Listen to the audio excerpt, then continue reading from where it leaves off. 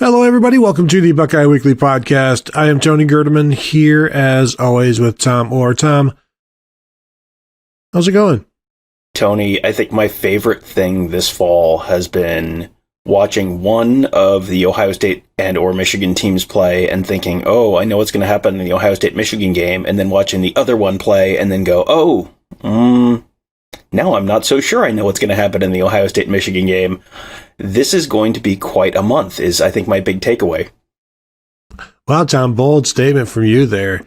Expecting big things from an Ohio State-Michigan game where both teams should be ranked in the top 3 when they play, somewhere in there. So, and who knows what the feelings will be in Columbus at that point. Right now, Tom, I think it's safe to say the fan base a little concerned.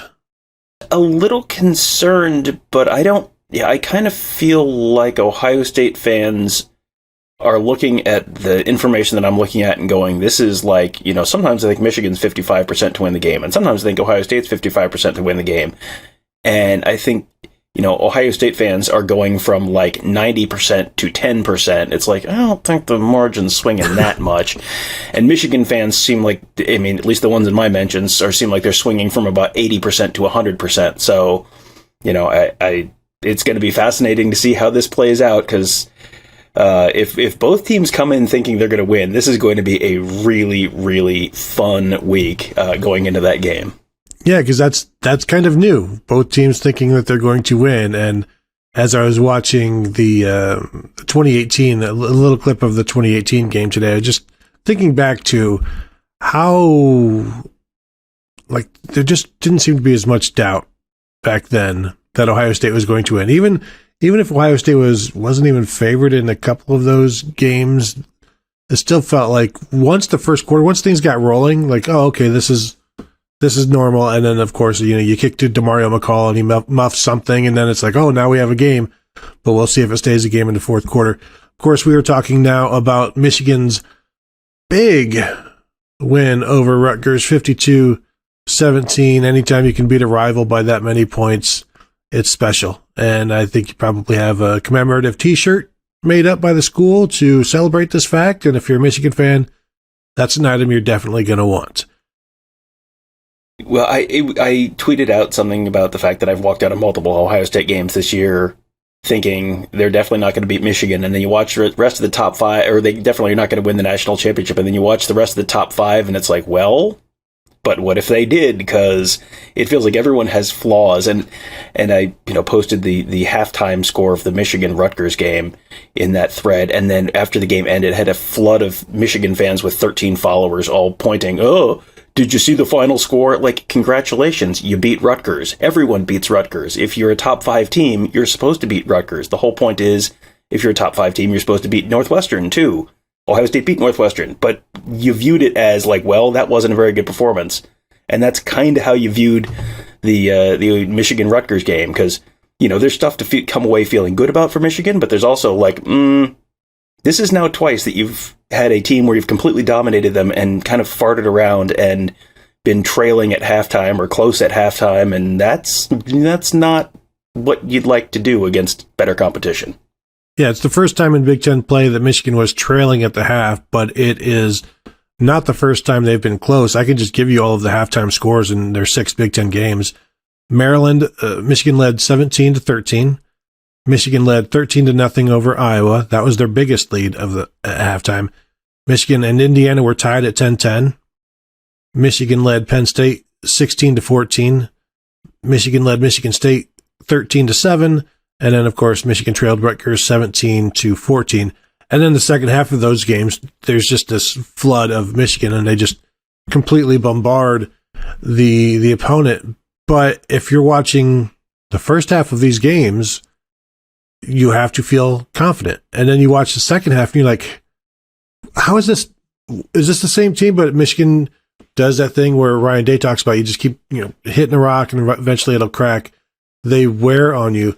But as we were sitting in some restaurant in Evanston Saturday night, and I look at the box score at halftime and it's 17-14, I'm like, you look at the stats for Rutgers and you're like, there's no way they should be leading this game. So it's only a matter of time until the math fixes itself. And you know how like Urban Meyer always said that you win a game 90% of the time that you block a punt and score. I think Rutgers is the other 10% of that. They blocked a punt, and they scored, and they lose. Yeah, this was, in a lot of ways, watching that game back, it was very similar to the Ohio State-Northwestern game. And, you know, there were different causes, because the weather in Rutgers was perfect. It just looked like a kind of disinterested Michigan team in the first half, just like it looked like a kind of disinterested Ohio State team in the first half. And then the good news was Michigan got to continue playing in perfect conditions on a dry turf in the second half and, you know, hit the gas. And Ohio State was still playing in 40, 50 mile an hour winds on wet turf and, you know, hit the gas enough to pull away for 2 touchdowns. Like that was a, you know, Michigan at Indiana kind of win where it was like, well, that wasn't particularly impressive, but they won on the road and you can put the asterisk on there for the weather. Yeah, you know, the Michigan thing, the way Michigan hit the gas in the second half against against Rutgers, where there was just this avalanche of points, that was like what happened with Ohio State in the fourth quarter at Penn State, where, you know, Ohio State's trailing and everyone's freaking out. And then it was like all of a sudden, like 28 points in, 6 minutes and 9 seconds or something like that. It's like, yeah, that's what good teams can do. Ohio State is a good team. Michigan is a good team.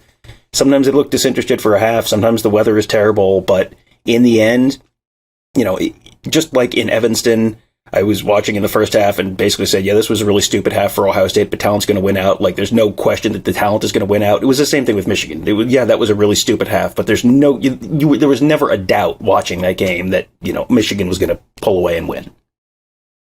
Especially when they have 3 interceptions there in the third quarter and score 3 touchdowns off of those interceptions, one being a pick six. So if you look at this game, if those interceptions aren't there, it's closer. But that's part of the problem with Rutgers and any of these lesser teams is eventually if Michigan, Ohio State, they just don't screw up, the lesser teams will. Your talent will eventually take over, and then boom, you're up by 14, you're up by 21. I did have a lot of Michigan fans in my mentions talking about Ohio State's terrible run game and don't want to hear about the wind as an excuse and yeah, blah, blah, blah. And that's fine. I will just also mention, Tom, Ohio State averaged 5.9 yards per carry against Northwestern. Michigan averaged 5.3 yards per carry against Rutgers. So you tell me, which is more, 5.9 or 5.3? And I don't want to hear about the quality of the defenses that they played. No, thank you. Well, there's the quality of the defenses they played, but all, you know, and the immediate response will be, well, you know, that's skewed by some big runs at the end by Ohio State. Well, there was a point with 4:47 left in the third quarter. Even after Michigan had sort of started to hit the gas, they were still averaging 4.1 yards per carry, which is not that great. This was, you know, I mean, it's fine. But, you know, if Rutgers' defense is the same caliber as Ohio State's defense and Michigan averages 4.1 yards per carry against Ohio State, guess what? They're losing that game. Michigan cannot run for 4.1 yards per carry against Ohio State and win the game, I don't think. Because I feel like watching that game, I feel like that was the game where Jim Harbaugh said, oh, people don't think we can throw downfield. Well, we have to show people we can throw downfield. And then you watch JJ McCarthy throw downfield, and it was like, I don't think they can throw downfield. You know, he hit some. He hit when Ronnie Bell's wide open. Yeah, he hit Ronnie Bell. But anytime there was any kind of really contested throw downfield, for the most part, it wasn't there. And, you know, he made some nice throws. He made a nice throw to Luke Schoonmaker in the end zone or close to the end zone, and he couldn't hang on. But, you know, when Donovan Edwards was wide open on, I think, a wheel route, like, he hit him. When Ronnie Bell is wide open, like, if he can throw to wide open receivers, I'm still not sold on JJ McCarthy throwing, you know, contested passes downfield. And, you know, you can try and bank on getting dudes wide open, but that's, you know, that's kind of the goal of every offense. And that's, you know, I don't know that getting dudes wide open downfield against the Ohio State defense is going to be quite as easy as it was at times against Rutgers. Yeah, the Donovan Edwards 26-yarder, he was lined up out wide, 5 wides, and they just basically let him go, and he was wide open. The thing about JJ McCarthy continues, like, that 35-yarder to Ronnie Bell was on the move. He has really not been able to just stand in the pocket and throw a 40-yarder downfield and in stride. Now, I also think the receivers are part of that as well. And I'm not sure that they have anybody that can make that 50-50 catch. We've talked about that in the past. Cornelius Johnson's a bigger, stronger guy. We're starting to see some of the younger receivers get in there this week, and maybe somebody can emerge. They're not really emerging at this point, but they're on the field. They're looking. And you saw Andrell Anthony out there as well again, and it's like there's really nothing going on there. I do fully expect McCarthy to hit one of those against Ohio State because we continue to harp on it, and it's just one of those things that you almost create and make happen. But the deep passing game is still a concern. McCarthy was 13 of 27 for 151 yards, 2 touchdowns, and a sack. I go back also to there was some 3rd and 5s, 3rd and 6s, 3rd and 4s where Michigan continues to try to run the ball rather than use their quarterback to throw for first downs. And to me, that's always a sign like, yeah, you don't have the most confidence in your quarterback, even though the short stuff is where he excels. So sometimes I'm confused by Jim Harbaugh's running game, but they ran for 282 yards. So why don't I shut up? Yeah, well, and Tony, I mean, to your point earlier about speaking things into existence, did you know Jabril Peppers entered the 2016 Ohio State game without any career interceptions? Did you have any idea that was true? I had no idea that was true. I never heard that stat once. How did that go in the game for Ohio State? Well, it's fine. They won in the end, so I guess it worked out fine in a completely uncontroversial ending. No, it was. I think you have to look at the Michigan receiver, the Michigan passing game, and 13 for 27 for 151 yards, and it's like, yeah, 2 touchdowns, okay, no 2 interceptions, okay, but 13 for 27 against a okay pass defense in close to perfect conditions. That's, I mean, I know Michigan fans are very excited, and we'll talk about the second half defense and all that kind of stuff in a little bit, but how confident should Michigan fans be feeling with JJ McCarthy being 13 for 27 against Rutgers in perfect conditions and running for 4.1 yards per carry for most of the game and finishing with 5.3? How confident should Michigan fans be right now? I mean, let's just skip to the end of the show right now where I ask you, give me a percentage chance, or on a scale of 1 to 10 or whatever you want, confidence that Michigan wins or Ohio State wins. Give me a percentage chance. Right now, I'm completely. I think both teams have the equal chance. So, if you give me 3 points for a home field advantage, maybe it's like a 53-47 type of thing. If we're talking percentage and borrowing the 3 points for the home field, but I think it's 50-50 right now until I see Ohio State running the ball better. And it feels like I kind of want to see the forecast before I make a game pick. And once we see that 10-day forecast on the Thursday before the Maryland game, I'm going to be watching that every day because I feel like that's going to be almost the most important thing.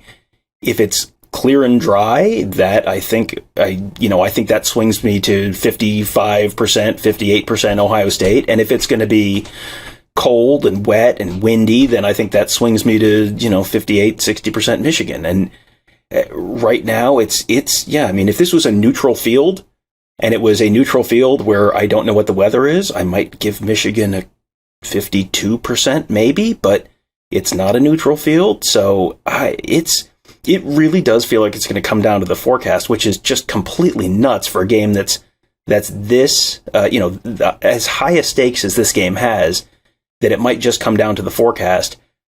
But, these are such different teams. They're both really, really, really good teams. I want to be clear on that. I'm not talking down Michigan at any point. I'm not really talking down Ohio State either. It's just they are two very, very good teams that go about things in such different ways that the forecast and the weather that day could be the difference in who wins this game and who loses the game. Not to mention how many guys from Ohio State are actually back and healthy for that game, because that's kind of the other great unanswered question right now.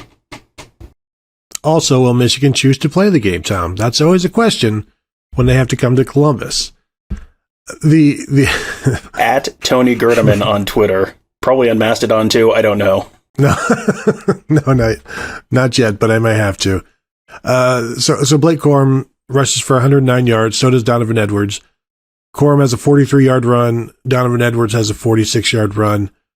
There was a point in through the first quarter where Blake Corum had 11 carries for 53 yards, including that 43-yarder.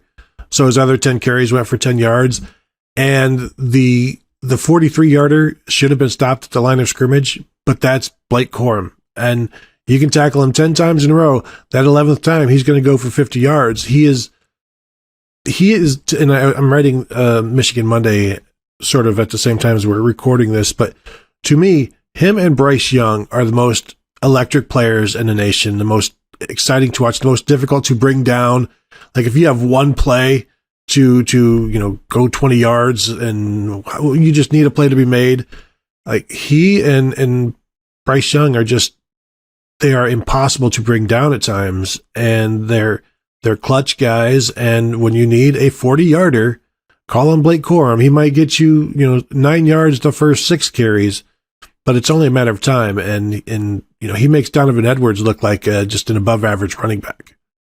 Well, he's just kind of like the rich man version of the Penn State running backs, Katron Allen and Nick Singleton, where it's like the old Barry Sanders. And so let's call Blake Corum a poor man's Barry Sanders and a rich man's Penn State running back, where it's just nothing, boom. And, when I say nothing, a lot of times it's blocked for nothing and he turns that into 3, or it's blocked for 1 and he turns that into 6 because he makes one guy miss and he falls forward. I mean, he has kind of done all the little stuff that you need to do, but it is going to be so important for Michigan to stay on schedule in that game and not put this on JJ McCarthy, because you feel like there are going to be, JJ McCarthy is going to be able to do some things in that game. He's going to pick up 2 first downs with his legs, because that's what he does.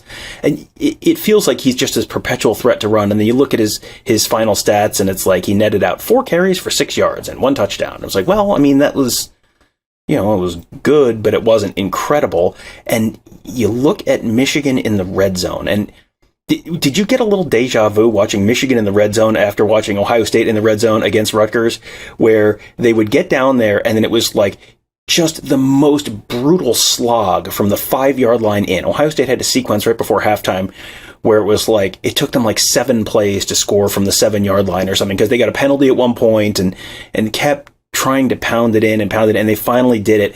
And it was the same thing. There were a couple times when Michigan, I think they had 4 plays to score on one drive on 4th and goal, and 3 or 4 plays to score on another drive. And, and it was like, it was trying to get in from the 5-yard line. This shouldn't be this hard. And yet Rutgers somehow makes it pretty hard. And Michigan, I don't think, ever went away from the just, we're going to prove it. We're going to run it over you. And, that's one of those things where I looked at Ohio State and went, you should be able to run over these guys. And they couldn't. And you look at Michigan and you say the same thing. And, when it's the Ohio State-Michigan game, guess what? Someone is pulling the ball and there's going to be a wide open tight end or a bootleg or something. So you're not going to pull all your best stuff and put all your best stuff on film against Rutgers. But it was a little spooky watching what felt like exactly the same goal line sequence for Ohio State and Michigan against the same opponent. And Michigan's first 2 touchdowns came on 4th and goal from the 1. And to give you an idea of the toughness and how tough it was down there. Also, Tom, I will tell you this. I tracked all of the third down runs and short yardage runs. So basically, like, any run on third down and any short yardage situation. I counted 13 of them. They picked up 12 yards. Michigan did. 2 of those were touchdowns. So they got all of the available yards, 2 1-yard touchdown runs. But the others, it's tough sledding in there, but that's what you have to do. And what we talk about with Blake Corum is that you get so many of these short ones, and then he busts a long one. But if that long one doesn't come, now you're talking about something. Now you're talking about that 4 yards per carry that makes this a winnable number for an Ohio State defense that should have an offense that scores some points. It's when they get loose and that average goes up and the chain's set again, the momentum starts to shift, the defense starts to question itself. Maybe Larry Johnson throws a substitution in there that doesn't help, and now you've got some issues. But I just thought that was interesting. The long run in any of the third down or short yardage situations was 5 yards. We've seen at other times during the year where that 3rd and 1 or 4th and 1 goes for like 50 because you just get past that first line of defense, and that didn't happen in this game. It happened actually the first time, but it got called back for an illegal formation. So stuff like that. So just one other thing from that Michigan offense.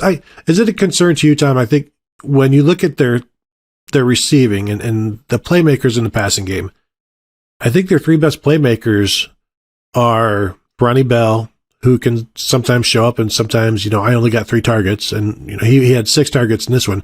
But Ronnie Bell, Luke Schoonmaker, and Donovan Edwards. To me, and Donovan Edwards is growing into perhaps their best pass catcher, their best playmaker out wide, and maybe their best contested catch guy. Yeah, I mean, Ronnie Bell had 6 targets, caught 2 passes for 43 yards, and 35 of them came on literally the first play of the game. So for the last 59 minutes and 40 seconds of the game, he was targeted 5 times and had 1 catch for 8 yards. Luke Schoonmaker was targeted 4 times, 2 catches, 16 yards, and one of them was, again, very early. They hit Schoonmaker, and it was like a 13-yard pass or something like that. But I mean, just kind of open over the middle. It was okay, that's fine. And then the rest of the game, it's 1 catch for 3 yards and on 3 targets.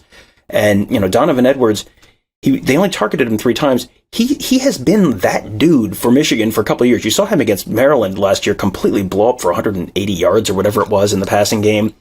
He's someone who I am sure Jim Knowles has already watched a little Donovan Edwards film and, is thinking about ways to try and stop Donovan Edwards, because you saw a bunch of ways to not stop Donovan Edwards with, what if we put a safety on him? Like, nope, they're going to throw a touchdown. That was a nice contest. That was a nice throw and a nice contested catch in the end zone for Donovan Edwards.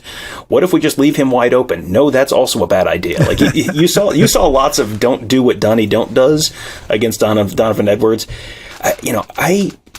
It seems to me like they have, if you can stop Michigan's run game, I don't think they have the passing game to kill you. I don't think this is going to be a game where, Michigan's rushing attack gets held to 3.8 yards, but JJ McCarthy throws for 304 touchdowns, and that's why Michigan wins in Columbus. It just, to me, feels very much like Michigan has to be able to run the ball. And Michigan has a tremendous offensive line, a really, really good offensive line, the best offensive line Ohio State's going to face all year without really any question in my mind. And they have the best running back that Ohio State's faced all year. But Ohio State's also been really good against the run by and large. And, I know people are going to look at the Northwestern game and say, well, they ran for whatever it was, 200 yards or something like that. It was like 6 yards a carry on the first drive in the first quarter when the Wildcat thing kind of caught Ohio State by surprise. And then after that, it was like 1.5 yards a carry and 3 yards a carry and 3 yards a carry in the second, third, and fourth quarters. So, the Ohio State rush defense is a very different thing than it was last year. Last year, that was an issue. And I think both personnel-wise and scheme-wise, they are potentially much better suited to stop it. And then if Ohio State can stop the run, I don't know that Michigan has a consistent answer. They'll hit some, but I don't think they're going to have a consistent answer where if Ohio State can't run the ball, I think they can win the game. If Michigan can't run the ball, I don't know that they can win the game. Yeah, they would need stuff to happen defensively for the Wolverines, need some turnovers. And so let's move to that side of the ball where they did get 3 interceptions, 2 by linebacker Michael Barrett, both deep in the Rutgers territory, 1 return for a pick 6. And then Will Johnson had a really nice interception later on. True freshman cornerback who's playing more and more. And he's already like, you look at him and he looks like an NFL cornerback.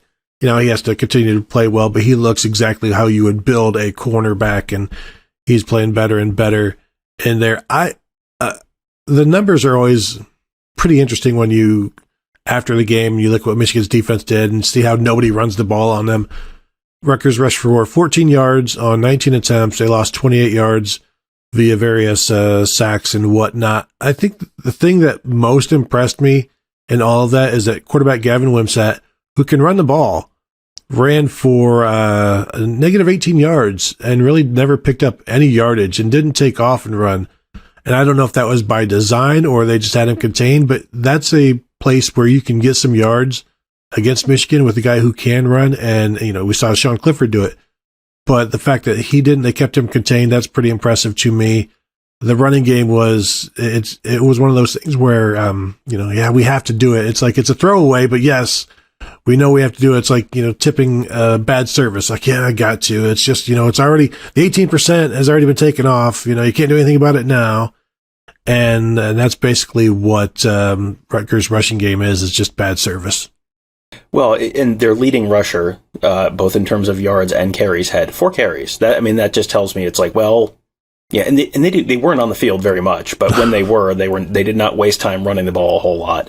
And I think there are areas in which Michigan's defense is potentially vulnerable, and DJ Turner gave up a couple passes that that's a little concern when DJ Turner has a 6'2" receiver scoring on him on a fade where he gets called for pass interference and gives up a touchdown anyway. I think Ohio State has better receivers than Michigan does, so that's I think that's at least something that's worth keeping an eye on in terms of Michigan. And here's the other thing with Michigan. You'd better score in the first half. If you'd like to score points against Michigan, you had better score points in the first half because they shut out Rutgers. And it wasn't like the Michigan defense gave up 17 points. It was, they had the block punt should not count against them. They had a 61-yard drive for a field goal and a 68-yard drive for a touchdown. So, okay, they gave up, Michigan's defense gave up 10 points. But, man, Michigan's defense after halftime, you can kind of hand wave some of it like, well, it was a young quarterback and he got rattled after the first interception and then it sort of snowballed on him. But, you go through it. They've given up 42 points in the second half all year long and 36 points in the third quarter all year long. They gave up 42 in the fourth, 7 to Colorado State after the game was way over, 7 to Hawaii after the game was way over, 7 to Iowa when they were up 3 touchdowns with less than a minute left, so that's garbage time. So, Maryland and Iowa both scored 1 kind of meaningful touchdown each, and then, Maryland kind of counts the second one, but not, maybe sort of. So, 27 meaningful second half points all season.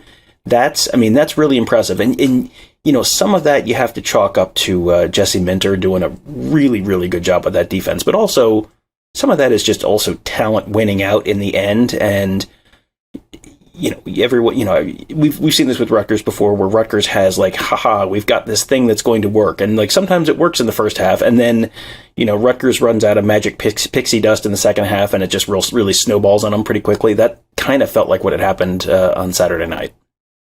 Before we get to that pixie dust, the last 4 Big Ten games for Michigan, they've allowed 10 points in the second half to give you an idea of how those second halves have gone. The last thing I want to touch on is the special teams because we know, covering Ohio State and Greg Schiano, that they will do anything they can on special teams to steal a possession, to steal a score. And they did they blocked a punt for a touchdown and immediately come back with an onside kick that they should have recovered. That thing bounced for 15 yards before Michigan was like, should we get this? Do we want to get anybody? Is this yours? And you even had a Rutgers dude run past the ball to block a Michigan player from getting it. Rather, he could have that was 12 yards past the time it was kicked. He could have jumped on it himself. And that caught me off guard, that it caught Michigan off guard. Have you not watched, did you not look at any of the Ohio State stuff? And then the other thing that I noticed and saw and immediately picked up on was the blocked punt. Very much reminded me of the Chris Olave blocked punt in 2018. And then I went back and watched it. It was the exact same position. 4th guy from the right coming around the left, going right up the middle. And that was a famous blocked punt because when Greg Schiano took it to Urban Meyer that week, Urban's like, no, it'll never work. We can't get there. We don't have enough time. And Schiano and Chris Olave were, convincing him yeah, no, we can do it. We can do it. And it worked. And then Greg Schiano, once again, pulling that same one, going into his files. What has worked against Jim Harbaugh in Michigan in the past? This blocked punt. And it worked again. And so will there be copycats? There better be. Well, and, now that Michigan knows that that's coming. So you got to have something coming off of that potentially to, what's the counter to the counterpunch Michigan's going to throw. I had that same note on there where what was interesting to me was Chris Olave did not block that punt by much. He got there, but he didn't get there by much. And Chris Olave is a very fast dude. And Rutgers blocked that punt easily. That was not a just barely fingertip. That was much closer to taking it off his foot kind of punt block. So yeah, that was a pretty significant special teams error for the Michigan too. And Jake Moody missing a couple field goals. That was, they're 50-yarders, and it was not a windy day. It was a pretty straightforward day, and he didn't miss them by much, but he missed a pair of 50-yard field goals. That's, I was just talking to someone last week and talking about special teams, and I said, I think the kickers are fairly similar. They're both very reliable, but I trust Jake Moody outside of 50 yards more so than Noah Ruggles. And then now he misses 2 field goals in a row. It's like, that's in a game that might come down to that. That's at least a little bit concerning for Michigan. And I still think Jake Moody's a tremendous kicker, but I think that's got to be a little bit concerning for them. Tom, and now Buckeye fans want you to tell them that you have more faith in Jake Moody from 40 yards out and 30 yards out than you do Noah Ruggles. My last thing here is just these close games at the half for Michigan. I don't know if I mentioned this on the show or we talked about it beforehand, but Michigan's average halftime score in conference play so far it's like 14-10 at the half, 13.8 to 10.2, and Ohio State's is 23-10 at the half. So step your game up, Michigan, I guess is what I'm saying. Yeah, and the second half scores are going to be probably largely flipped there. So how much are you really going to read into that? But that is for sure if Michigan falls behind, you think Michigan falls behind in Columbus, they're not going to just completely fall apart like past Michigan teams might have, where they probably believe in themselves to come back and to hold the Ohio State offense in the second half and all that kind of stuff. But you wonder, if Ohio State is up at half and does score, if Ohio State scores a touchdown in the third quarter, is that going to freak all the Michigan people out because they've given up 6 points in the third quarter all year? I mean, you can, half of football is, belief in the system and not doubting yourself. And, is that a potential thing to keep an eye on?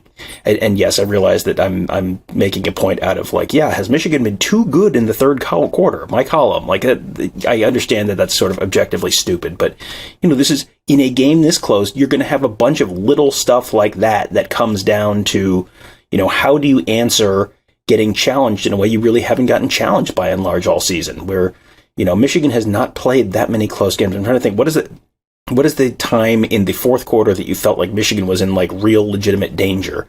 Because you can say Ohio State on the road at Penn State and they're down with 9 minutes left. Okay, that's a viable answer. And it wasn't an answer for more than about 90 seconds, but it was a viable answer.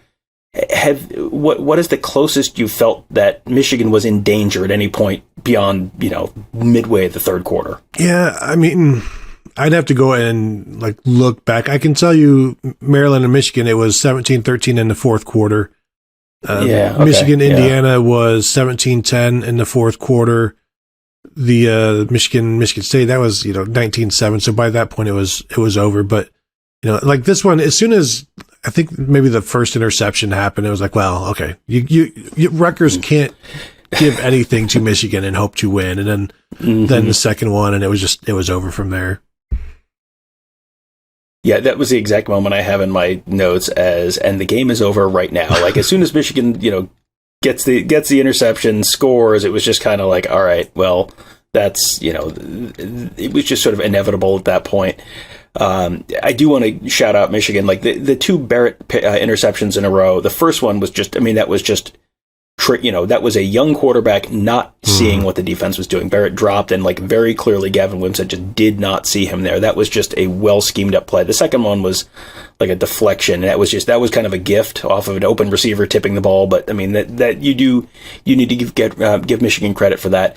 The one other thing I had in my notes was the end arounds are not really working anymore, and I know they're kind of doing those as a little bit of a constraint thing. But you used to worry about Michigan popping a 15-yarder to the guy doing the end around.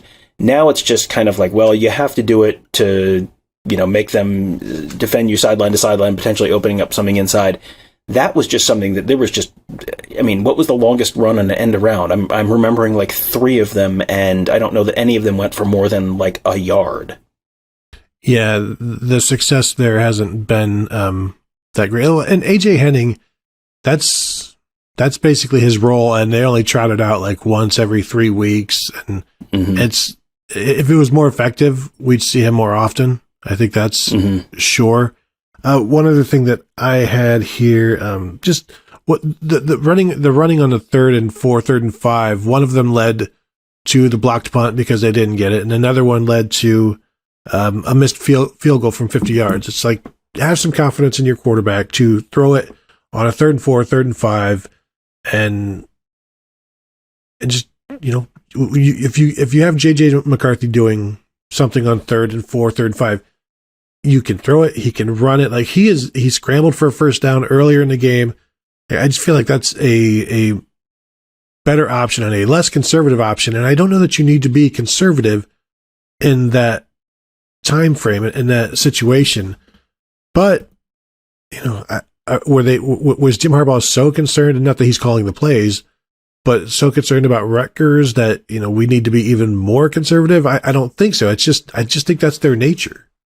Yeah, that was kind of weird to me. I had that down as well. It was a 4th and 4, and and it was a 50-yard field goal, so it was like around the 33-yard line, something like that. Where it was 3rd and 4. It got stopped for no gain, something like that. And then 4th and 4. It's like, it's 4th and 4. Like you're not. I mean, are you worried about Rutgers scoring 40 points on you? Like, this is an opportunity to make a play, and it's not like momentum. There's a big momentum swing at risk. Like that was an opportunity to do something and show your young quarterback you believe in him, and instead missed a 50-yard field goal. And I don't remember if that was the first one. I think that was the second one. So he'd already missed a 50-yard. Oh no, that was the first one.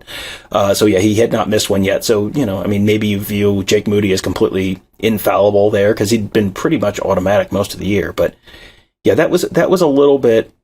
You wonder. How is Jim Harbaugh? What is Jim Harbaugh expecting to give up to Ohio State? Because that's going to depend on, that's going to maybe be the answer to how aggressive he is in terms of going for it on 4th down against Ohio State and Columbus. Does he think the defense is going to hold them to 27 points again? If so, maybe you're kicking here and there. But yeah, if you're gonna, if you're not so sure, if you're really concerned, if he's not kicking field goals, if he's going for it on 4th down there, that maybe tells me a little bit about what he's expecting to see out of the Buckeye offense. It's funny that you said 27 because I'm thinking, I wonder if he thinks 28 will win. Mm-hmm. You hold Ohio State to a couple of field goals in the red zone, but you yourself then have to go score 28 or 31 or whatever. And I think that's probably the range he's in because they are confident in their defense, and right now, no reason not to be. Now, this will be the best offense they face when they do eventually face Ohio State, should they choose to play the game. But, I'm thinking that 28-31, something like that. Tom, anything else before we go? Again, that's at Tony Gerdeman on Twitter. Send your angry tweets and DMs his direction, not mine. It's funny that we're talking about red zone and how well can Michigan do in the red zone, because they were 7 for 7 scoring in the red zone, 6 of 7 scoring touchdowns in the red zone, and yet you sort of walked away going, that looked a little more difficult than you expected. So that doesn't feel like I'm more confident in their red zone chances after watching them score 6 touchdowns in 7 attempts against Rutgers. It's like, I think that's been a concern all season looking at their team, and I don't know that I'm any less concerned even after 6 touchdowns and 7 attempts. I was just happy to see JJ McCarthy throwing into the end zone, like having that confidence of being allowed to throw into the end zone. I think that's a positive step forward. Unless he starts throwing interceptions, then it's a negative step back. But I think that will do it then, Tom.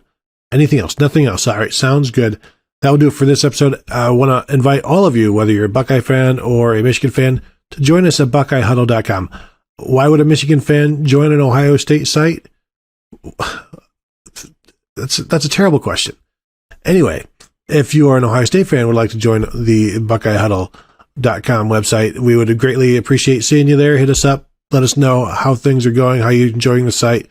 And also you can find us at youtube.com/BuckeyeHuddle, where we're dropping this video, dropping all kinds of live streams and post-game interviews and midweek interviews. So if you subscribe there, go ahead and hit the bell to be notified, and we'll let you know when anything is happening via our YouTube channel. So that will do it for today. Thank you all for joining us, and we will talk to you guys later.